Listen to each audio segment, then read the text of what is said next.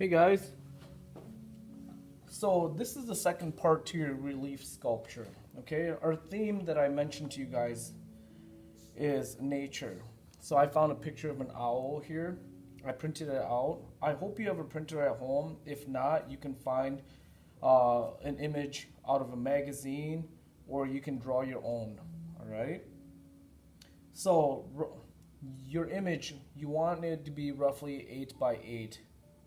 What I'm going to do now is find a marker. Ideally, you want a water-based marker. A Crayola is fine. Find a dark marker because you'll find out that when you transfer your image over, the darker marker works a little better.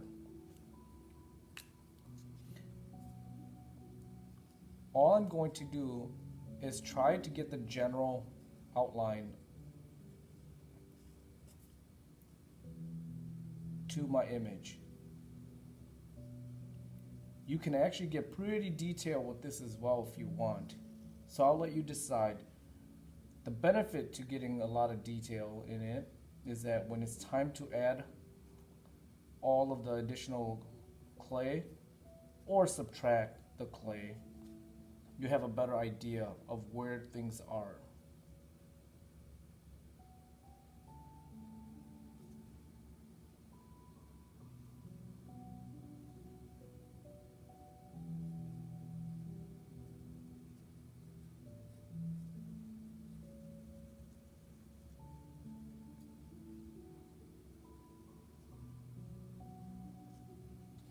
What I'm actually trying to do is just hit the major dark spots and the light spots.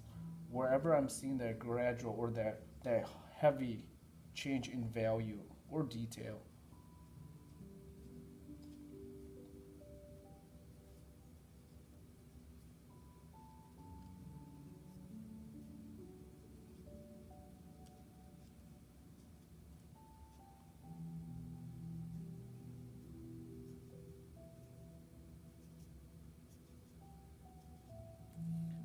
All right, so let's say I'm done tracing my image with my marker. What I'm going to do is grab my slab of clay. I'm going to flip my image over. All right, now some of you guys, I don't know if you have any words in your picture, but know that when you transfer your image over, everything's going to be backwards. Okay, so be mindful of that if you're going to introduce some words in there. So I'm going to take my owl. I'm going to just gently rub my image onto my slab.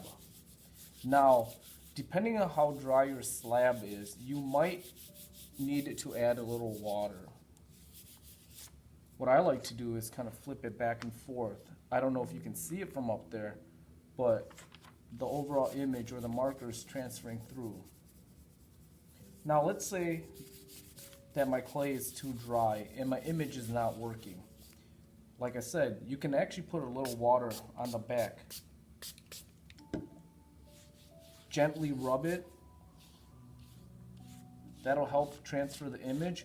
What you don't want to do is spray a lot of water on it. If you spray too much water, the marker is actually going to bleed everywhere. Okay?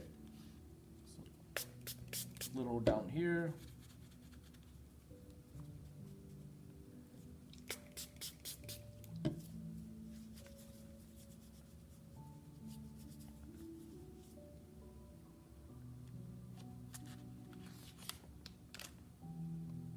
There we go.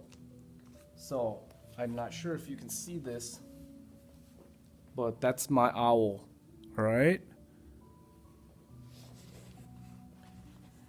At this point, I don't want to lose all of the line work here.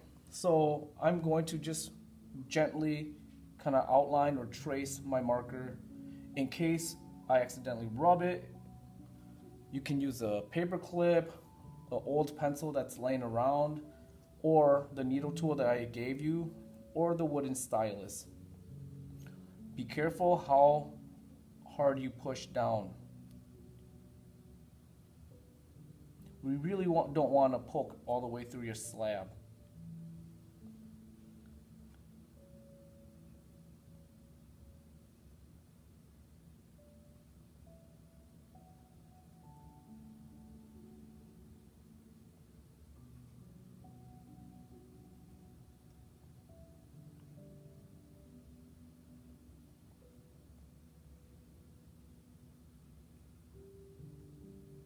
Be mindful of where your hand is going to be placed. You don't really want to be pushing against the clay or putting too much pressure on it. You end up flattening your slab.